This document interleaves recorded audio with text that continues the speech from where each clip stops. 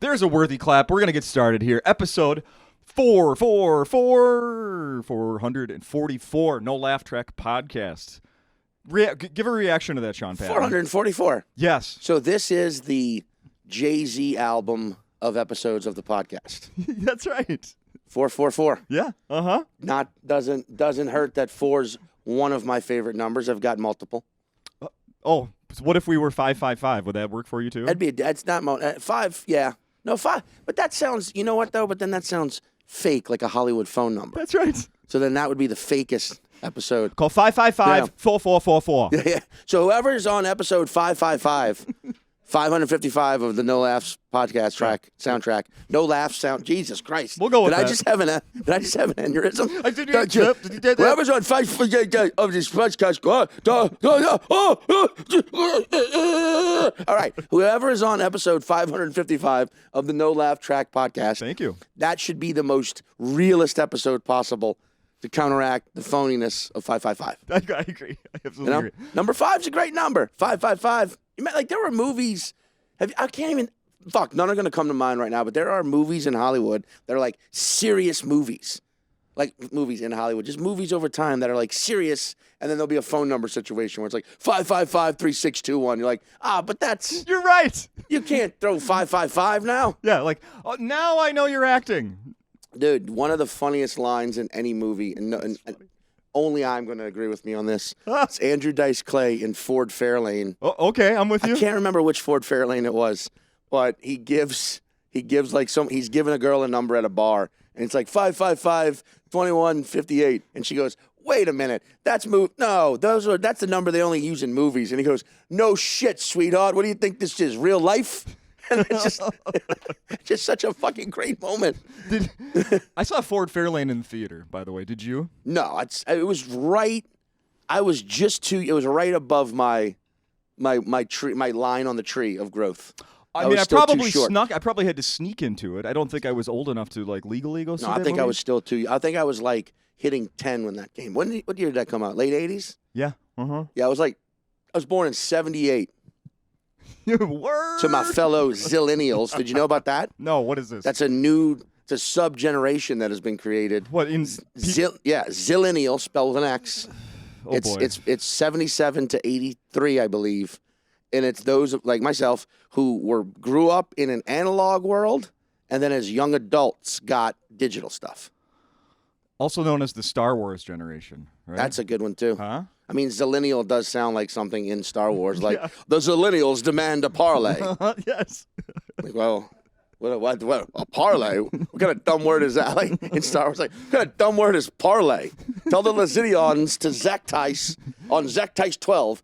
There's so many moments in Star Wars where you're like, hey, writers, try a little harder. Okay. Death sticks? Fuck you. So I came to the show last night. We talked briefly, very briefly. Bro. Awesome show. When I got home, I watched the new episode 1 of Boba Fett, since we're talking about Star Wars. Is that something you're into at all? Wait a minute. Disney Plus? Yes, I am. But is that already another? Yes. They've already spun off The Mandalorian? Yeah. So they already spun off a spinoff. Yes, and I watched every episode of The Mandalorian with my wife. Yeah. I get home last night, I'm like, hey, we talked about it. Let's watch that Boba Fett show. She goes, who's Boba Fett? Honey. They spun off of a spin-off of then there's going to be a spoon-off. The spoon-off is when they just start spoon-feeding the plot. Because by the time you get to the third spin-off, it's just fan service. All of these are. Yeah. That was my one complaint about The Mandalorian, was like some of it just felt a little too like cheesy bread. Oh, yeah. Where it's like, yeah, give me some fucking substance here, please. Yeah. You know? Uh-huh.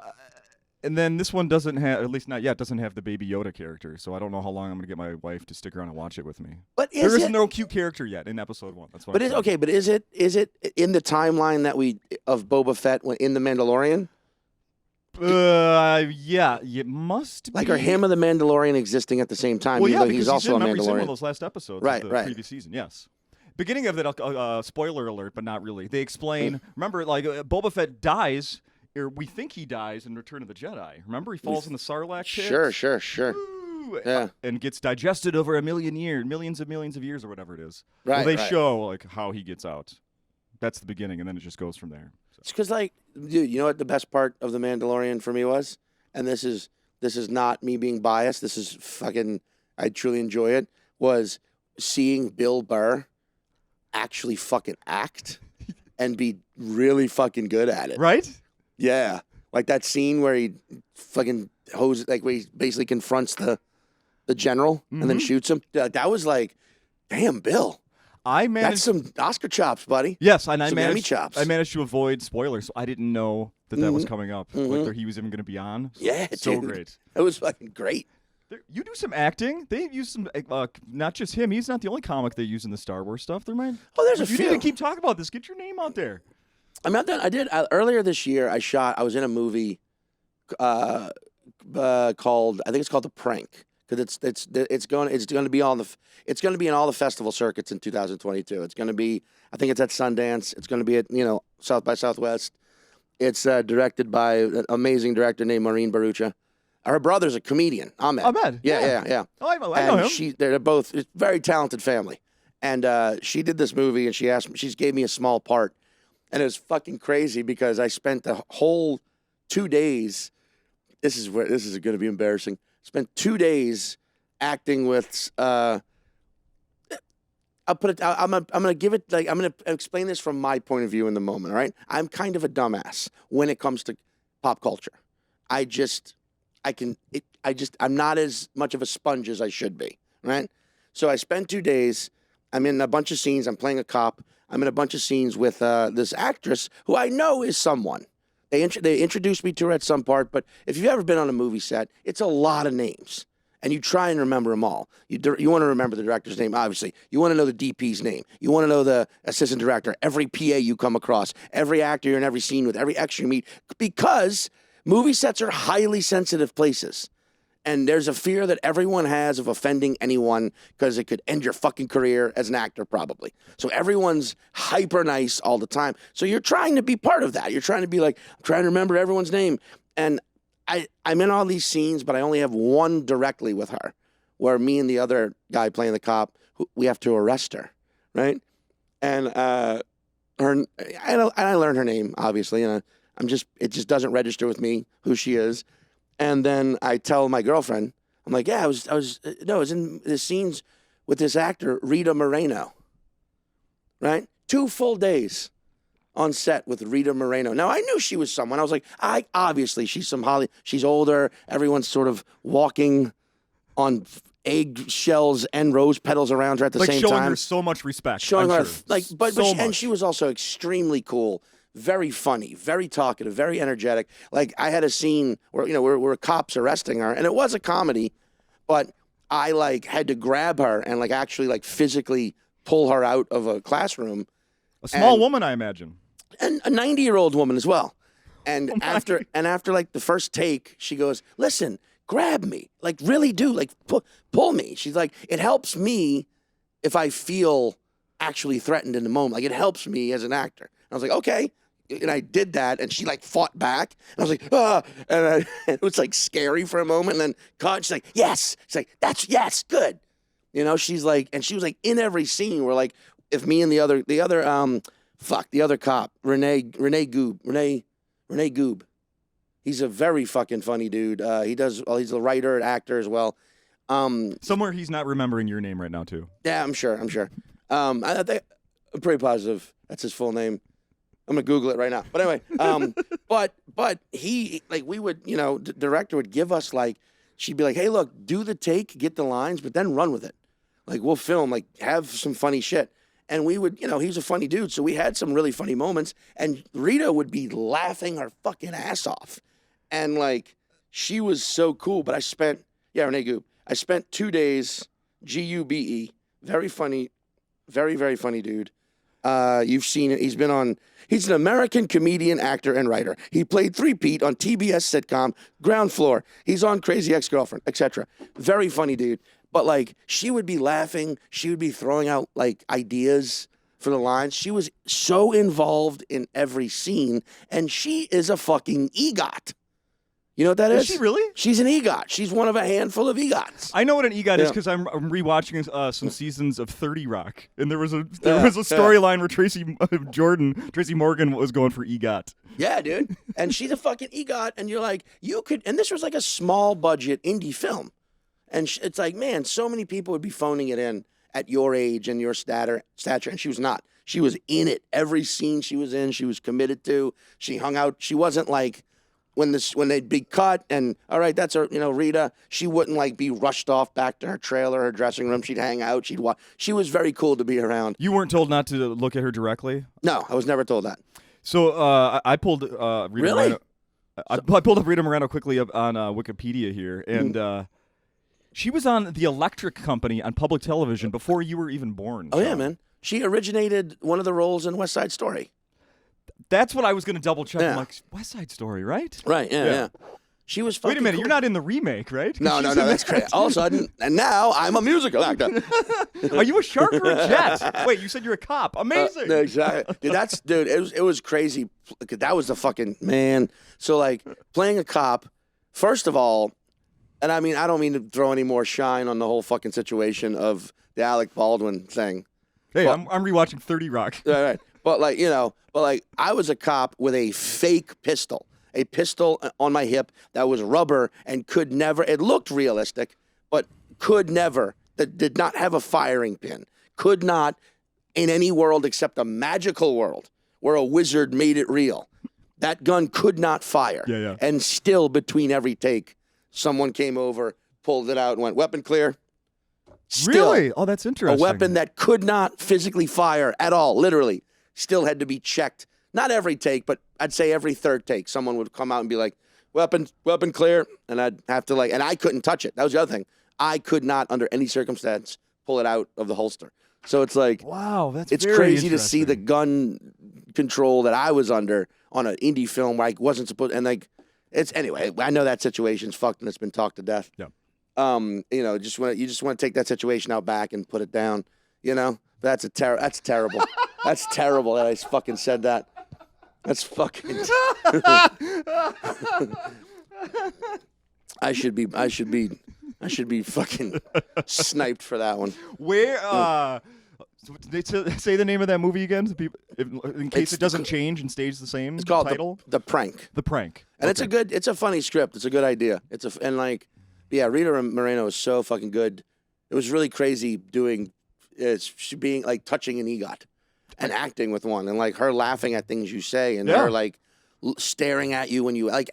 I stared, and when you said don't look at her, for example, I had to be like, the line was something like, I will not come with you, officer. I know my rights, and I had to be like, ma'am, ma'am, we could do this the hard way. Or we could do this the easy way. Seems like you want to go the hard way. And I had to stare into her fucking eyes, like from this far away, both times. Or both, we did like 15 takes, but every one I had to look at her. And every time I looked deeper. And sometimes when you're acting and looking in someone's eyes, there's a moment where they're looking back and you could see haha, we're just acting right now, right? Get crazy, but we're connecting in this way where it's this is all make-believe. She's like, Sean, Yeah. you remind me of a young Charlton Heston. Oh, God. And I'd be like, so I'm going to be a fucking lunatic NRA advocate soon? Is that what you're telling me? This reminds me of the time I acted with Marlon Brando. So there's going to be pictures of me blowing a guy that don't surface till I'm gone? So I'm going to send a Native American woman to receive my award? I'm good with that. That'll be fun. I'm going to be busy blowing a dude, apparently, on camera. Did you invite her to a comedy show? I didn't think to do that. Yeah. Man, I think she would have shown up, to be honest. I'm telling you. She was very cool. If I was ever in those situations, I'd be like, it had something to share. I'd be like, famous person, yeah, come to my thing. Yeah. Please. We'll put Sean, you remind me of. I'm just trying to think of all the young actors I would want to remind her of. Sean, you remind me of a young John Belushi. You're gonna die soon. Sean, you don't lose weight. Sean, you remind me of 2020 Kevin Spacey, disgraced. Oh yeah, Sean, you remind me of a young Alec Baldwin. God damn it, don't take that movie role. Just say no to the Westerns. Why'd you even need to do a Western? You're going to do fine on television and with your Trump impersonation. Why do the Western, you fucking asshole? Don't shoot that woman. That's so fucking crazy. That gun, like, guns have gotten to the point where now someone on a set died. Yeah. Poor woman. Mm-hmm. It's fucking awful. And she dies, and it's like they're still just like, well, but you know, it wasn't the gun. It was everyone around the presence of the actual gun. That's right. It's like, hey, maybe can the gun just take the blame once? Can just once we go, yeah, you know what? Maybe don't have a real fucking gun. We've developed enough CGI/special effects to fake a gun. Yeah, right. How about no real gun on the set? Can we just do that? Just there. That's it. Just one time the gun takes the fucking blame. Luke's hand didn't really get cut off by Darth Vader's lightsaber. What? I'm sorry. I thought that's why Mark Hamill quit acting. I thought that's why, because they couldn't reattach. Back then, it was like, dude, I don't know what to tell you. There's not a lot of parts for one-handed leading men. You kind of need two hands. So that's why I got into voiceover. That's what I thought. I thought that was the thing. That's right. You're gonna be good behind the camera, or that's Yeah. in front of a microphone behind the camera. Oh, that's so funny. We need to talk a bit about how funny your set was last night. I walk in a few minutes late, and there's crazy good guest sets. Chloe Ratcliffe is on stage. Chloe Ratcliffe's on doing stage. a set, and then she's done, and then they bring out Jenny Zagrino. Jenny Zagrino, yeah. Like a headline. You know, both people are headline Oh, level. yeah. Jenny's been on this podcast before. Yeah, and then they're both awesome. Yeah, then they're Trevor both. Anderson, who's the scheduled feature act, comes out. Right. And he's amazing. Right. And then little old Sean Patton comes out and does his full set. Let's not forget about the host, the master of ceremonies, Nate. the best and worst host in the history of hosting. What does that mean? He's one of my favorite hosts ever because he gets on stage and he sets this beautiful tone, which is you have to pay attention. And he gets up here, he does material, Yep. he does jokes, and he's funny as fuck. Mhm. And he does this thing where I love it. Like the audience it's like they're watching a presentation. Like they all tune in. You're They right. get very like, okay, our attention span is on whoever's on the stage, and they're rewarded because his jokes are fucking funny. Yeah. But then if you notice between acts, transitionally, it's hilarious how bad he is. Because he comes out on stage and he's just like, all right, give it up for your next act, Trevor Anderson. It's like, time it. Can we do that? Can we time Nate Nickel tonight? But don't tell him anything. No one in here. No one warn him that we're going to tell. Time how long Nate Nichols' his in-between parts are. What are the transitions? Yeah. I guarantee it's under 10 seconds every time. He is saying, how about that for your first act? Now here comes your next act. Feature. Bam. Under 10 seconds. Yeah. It's fucking hilarious because you could tell some of the audience is like, wait, what just happened? Wait, already a new, oh, wait, I didn't, okay, yeah, new guy, new comedian. Okay, sure, new comedian. Yeah. I hope you weren't waiting to hit the bathroom during the little break there because you're not getting to the door. Yeah. I hope you weren't hoping to order a drink and maybe reset for the next act because nope, right on top of you. Oh, that's so fantastic. But I love it. I think he's funny as fuck. He's a very funny joke writer. Yes, he is. Yeah, great. It was a great line. The lineup was just bop, bop, bop, bop, bop. Yeah. And Chloe and Jenny are both fucking awesome comedians, and so it was a great warm-ups in Trevor. So some things I know about going on with you. I know that you recorded an album that it's all been out since Christmas Eve. I've listened to it already. King Scorpio. Oh, thank you. Not only did I listen to that, but obviously I was here at the show last night. Did I hear anything that was the same? Those are different. I don't think I heard anything that was the same. King Scorpio was I do love that album. It was sort of like material, a lot of stuff I was working on right before the pandemic. And then a lot of stuff I continued working on in June of 2020 once we kind of really started doing shows again in New York. Yeah. But again, they were all outdoors. And not all of them, like 60% of them were fucking bad news because they're outdoor. Comedy doesn't go outdoors. Right. It does not belong outside. Shakespeare can go outside. Shakespeare can go in the park. Shakespeare's gibberish to most people. You know, you don't need to I've said this before, but comedy exists under a very specific social contract, which is audience member, you come into the comedy club. By doing that, you agree to be on our turf under our terms. All right? We speak in jokes, in humor, in stories, in bits, in anecdotes. We express ourselves and give our takes and our opinions on life in our way. Some of it may be harsh or crazy for you, but you have agreed to understand that this is all said in jest, right? And if you, audience member, get offended, you are in breach of contract. There's the fucking door. That's why it's a beautiful art form. When it's outdoors... Yeah, the manager's clapping, Brandon. Yeah, right? Yeah, there you go. But when comedy... When you said there's the door, he got a little... Yeah. Got a little semi. I don't know, like, there's the butterfly... There's the butterfly effect, which is that any object moving in any situation creates waves that affect everything around it. There's also the manager's boner effect, which you feel like, whoa, man. I just felt the waves, the energy waves of the managerial hard-on. Yes. But like... Even the other managers feel it, and they're not even listening right now. Yeah.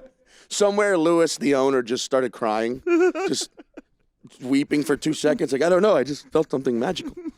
Disturbance in the force. Yeah.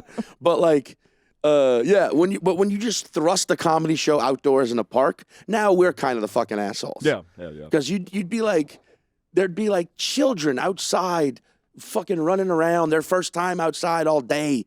They don't even understand why. They don't truly grasp what a pandemic is or why they have to be indoors all day and wear masks and shit when they're outside. But they're outside being kids, and then they run up on a comedian with an amplification system in the middle of a park shouting at 8 strangers all sitting 9 feet apart. Yeah.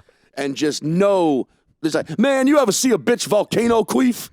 When you make her come so hard, she squirts pussy smegma on your neck. And there's a child right there. Whose ball just rolled by you? Yeah, exactly. All the fireflies escaping a jar. Just with this new phrase, pussy smegma. That's right. That like makes you an adult immediately. That kid could get into bars. Yeah, right. You know, the bouncer's like, what are you kidding me? You don't have an ID, you're a kid. And he just goes, pussy smegma. Like, let him in. This kid's seen some shit. First round's on me. Woke up the next day with a beard. Yeah. And a mortgage. Yeah, the good and the bad. I am old. I gotta pay insurance on my Hot Wheel. This is bullshit. Another flat? Fuck it. Yeah. So it was weird doing, but then some of the shows were in like on like rooftops and in like backyards of establishments. Those were great. Yeah. Actually, the first show I did back. So March 14th, 2020 was the last show I did before it all was like, nope, go home, lock down. Yeah. June 17th was the first show I did back, first set I did back, and it was Michael Che was doing a pop-up show in this parking lot in Long Island City, Queens, and and the stage was a truck bed, right? And it was during like, it was like a 4 p.m. show or something like that. So it was daylight. You didn't need light. And it was summertime. And there was maybe, I say 400 to 600 people there. Michael has said like 1,200 people. But they were all... Bit of a difference. Everyone was spaced the fuck out, though. Like, everyone, it was like people, New York took the shit seriously. Sure. So, and like, yeah, it was my first set back. I wore my mask still when I did the set. But it was like fucking crazy and great to just do it. Just like 10 minutes, you know? It was awesome. But like, it was material that once I started working on again, I've been working on all this year. I was like, I have to record this stuff. It has to get out. I have to let it out. Yeah. You know what I mean? Like, I feel like material, I don't understand how comedians, the generation or two before me, did the same shit for 15 years. I don't get it. Because it's also a disservice to your jokes. Because your jokes are going to naturally, like everything, age. Whether they age good or bad, that just depends on where they end up. Yeah. And like, I've seen it so many times where a joke that was working 8 years ago, now it's just a different world, man. Mm-hmm. And even faster than that. You've got to let it go at some point, put it on a record, and then it can age with grace. Then it can age with integrity because it's recorded at a time where it's like, even if it doesn't hold up, it's still, you can acknowledge, well, this was recorded 15 years ago. So it holds up for that, so it's still great. But if someone's still doing that shit live, you're like, oh, that's just a tone deaf performer. You know what I'm saying? Does that make sense? It can age with integrity when recorded on something. And so, like, these were just bits that I was like, this is a lot of stuff that I've been feeling heavily towards for the past 3 years. It's time to put it out there now. And so that's what King Scorpio is. But what I'm doing in February at Tipitina's, throw them some love. Okay. Yeah. Okay. In New Orleans, February 3rd. That is that's kind of a lot of what you saw last night, mixed with a one-person show I did back in 2017 that I kind of shelved after I did it. And then now is the time to bring it back. Yeah. We've talked about that here. We have, yeah, because I did it here in like the very early iteration of it here in 2016. Yes. A very early version of it.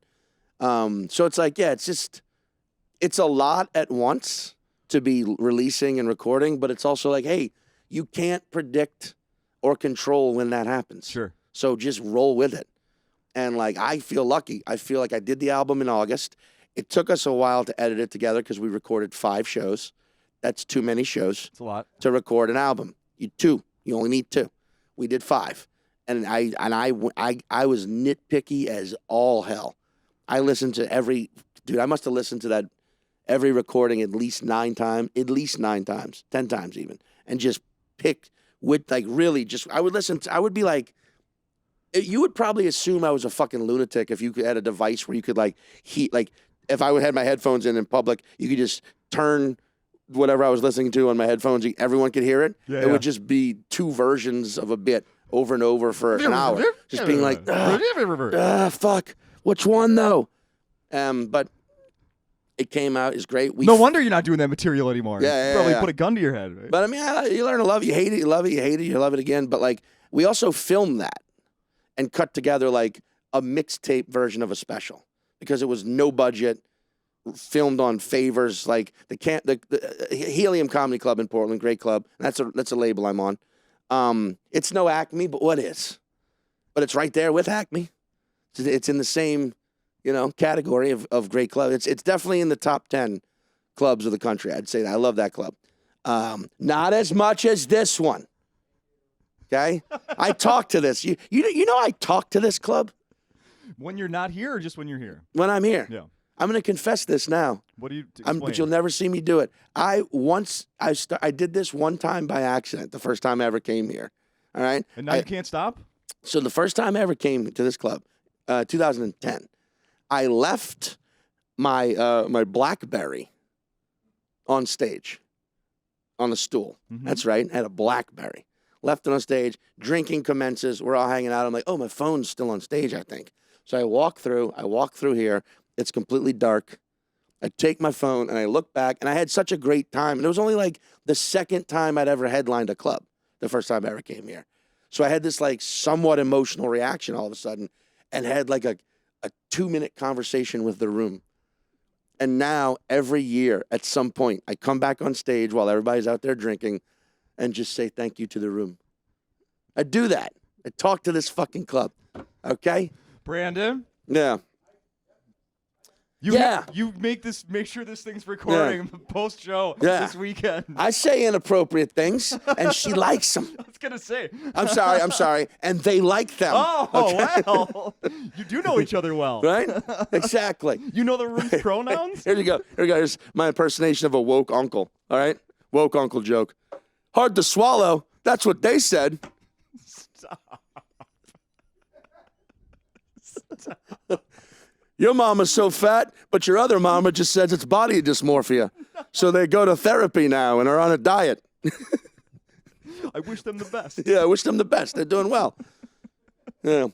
Your mama's so stupid, but your other mom just says it's her insecurities, since she's actually pretty smart, and she's opened up a lot lately and's become more social, better with eye contact. I'm happy for her. She says it's not her fault. It's based on childhood trauma. Oh, childhood trauma. Who doesn't? Oh, that's what they said.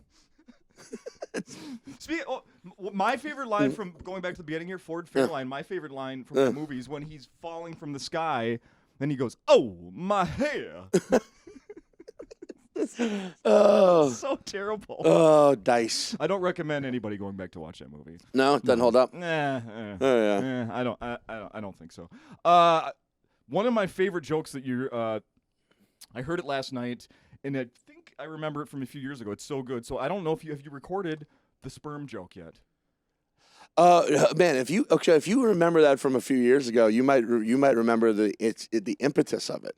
Because I argue in my head that this was the first place I ever did it. Oh. I just don't quite remember. Well, I remember hearing some version of that before. So you might have seen the first, like maybe 2 or 3 years ago. I want to say the first time I ever did that joke was here. Interesting. And then I stopped doing it for a long time because it's a journey. And then about I want to say a year ago, I just started really, I just became obsessed with it again and just started doing, no, maybe 2 years ago. And then the pandemic hit and I kind of stopped doing it again. And then like a year ago, I started being like, wait a minute though, come on now.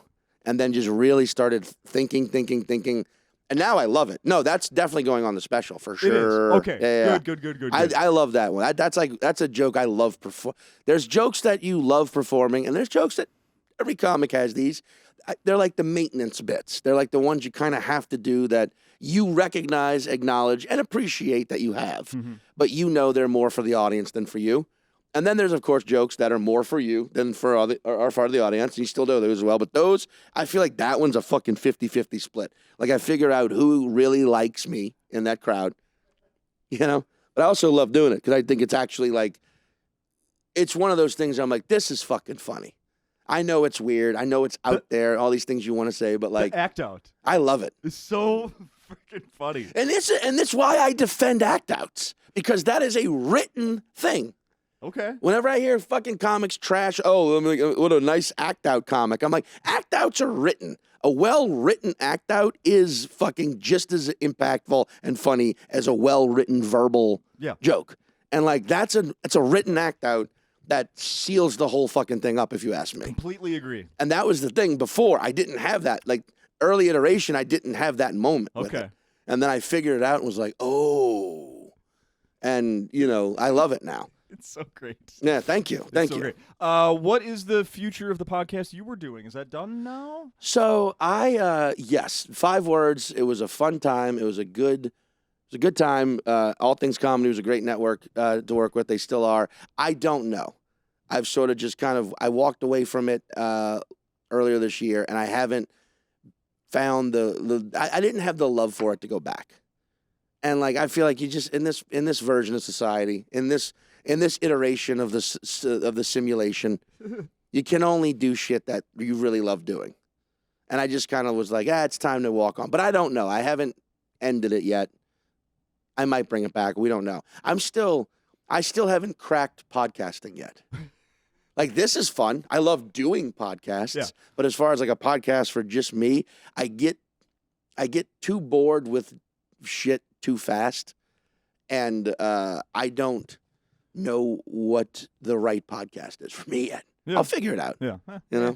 It's out there. There's no timeline on that. So no, of course. Excuse me. Something I've been doing.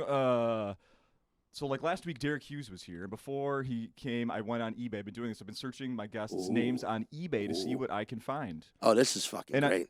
Well, unfortunately, I didn't. So Derek Hughes, I got a he was on an episode of Agents of S.H.I.E.L.D., so I got a trading card with him on it. Holy shit. Yeah. I wish you had a trading card. You do not have a trading card. But I did find your name on eBay, and I did purchase something that I previously did not own. And it's just simply your first album.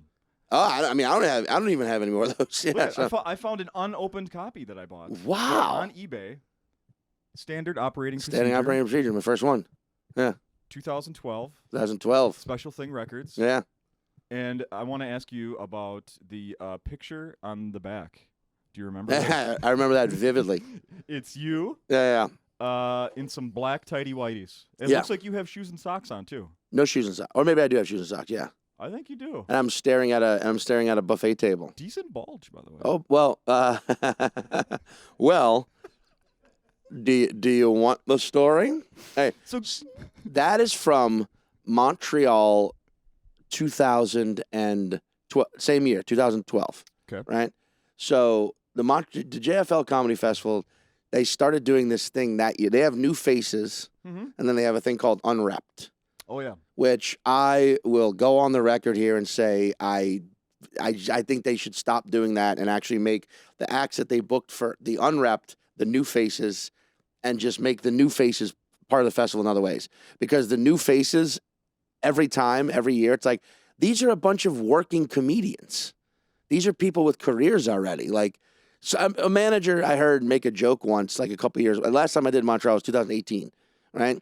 And one of the managers made a joke of like, I was gonna go see all the new faces, but I'll just watch their Conan sets instead, because it's always people who are like, oh, fucking that guy's a new face, the dude who's got a writing job already, and she's a new face, the person who's on TV on SNL. Huh? You know, it's like, why are you making them? But then the unwraps are always people who have they're new, they're hot in the industry, they've got some come up to them, but they do them on this unwrap show and they put them in a not the best venue and they barely ever get audiences, and it's a rough situation for them all.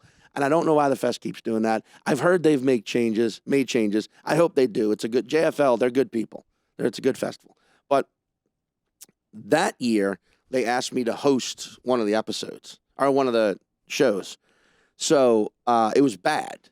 Like there was 100-seater, maybe 12 people there, right? And everyone was so disheartened, and like everybody was going up and just having a rough set, and I was hosting and trying to be jovial in between sets. So at one point, I get everybody backstage. I'm like, I'm going to go out there in my fucking underwear. Is everyone okay with that, A? And B, is everyone okay with not saying a fucking word about it? Like, don't talk about it at the top of your set. Don't do 5 minutes on me in my underwear. Pretend like it doesn't exist. Yeah. And it worked. I went out, and people were just like, oh, and I got like a laugh, and I just did like a joke like it was nothing. And then I came backstage, and the next comic went up and did pretty well, and it worked. And Scoville, Rory Scovel was there, right? And he had the Rory Scovel-like idea. He's like, hey, you should stuff more into your crotch. Before each time you go out. Right? So no. In that picture right there, I think I have a couple of bite-sized 3 Milky Ways and like a bag of peanuts. And I'm looking at what else to put in my crotch off the craft services table right there. That's all backstage at this venue. I'm assuming one of those water bottles went in there next. Dude, and we were even like, even if stuff starts falling out when I'm walking out there, don't mention it. Just let it happen. So like by the end of that show, I had just like an obvious fake bulge full of candy and fucking fruit roll-ups and shit. No. And the audience clearly knew what it was. But that was just the ongoing joke.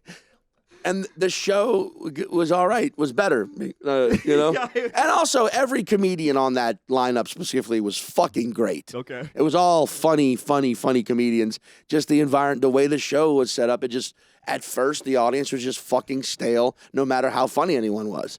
And as the host, I did everything I could up front, but eventually it was like, oh, you guys, that happens sometimes with audiences. They just need to be shellacked out of nowhere. Mm-hmm. They just need a moment of like, oh, fuck, I wasn't expecting that. And now they're awake and into it. So that's what that picture is from. Wow. Yeah. I'm glad I asked. Yeah. Rory took that picture. That was him fucking, yeah. You still rocking black tidy whities? I don't do tidy whities anymore. I only wear Pair of Thieves. That's the brand. You know it? They're the greatest fucking underwear on earth. Wow. Moisture wicking, fantastic. And I only do boxer briefs now because I'm a rotundo, and guys like me, our crotches tend to get a little swampy and a little abrasive. So you need an underwear that could smooth that over. A dictator, not a democratic sort of underwear. That's good. You know, Sean, he's a socialist of underwear. Sean's known for being abrasive. His comedy, no, his crotch. Yeah, you know. That's how it is. Is it abrasive? Did I use the wrong word? Probably so. Who cares? You know? Sean, this has been great, as always. Thank you, Justin. We don't do longer anymore, so we're gonna put a bow on it right now. I hear you. We could sit up here and jab a jaw for 2.5 more hours. Yeah, exactly. Yeah. So we'll do it again in a year. Yes. Or so, I hope. And, episode 4, 5. By then it'll be episode 494. I'm betting. Can we bet right now? Wait. That the next episode I'm on is episode 494. Highway 494. All right. There we go. All right. See you then. Thank you, buddy.